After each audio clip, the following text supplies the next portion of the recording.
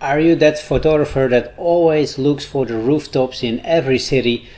This video is for you, because if you shoot your rooftop photos from a different angle, they will look completely different, and it gives some extra variety in your photography.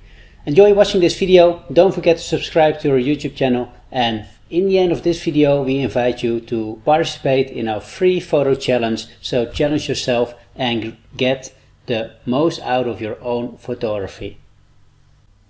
When you take photos in a city and you enter a rooftop, people they tend to shoot forward. And what I mean with forward is to take a nice skyline photo, but they don't put the camera down. And that's actually what I did with this photo. I point the camera down, and as a result you get a better sense of the altitude of the building.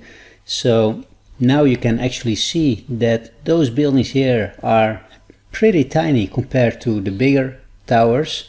So that's a very powerful tip to apply when you shoot from rooftops, because if you point the camera to the front, of course you can create and take a nice landscape or skyline photo, but the sense of the altitude is usually gone, and that's the biggest advantage of shooting down.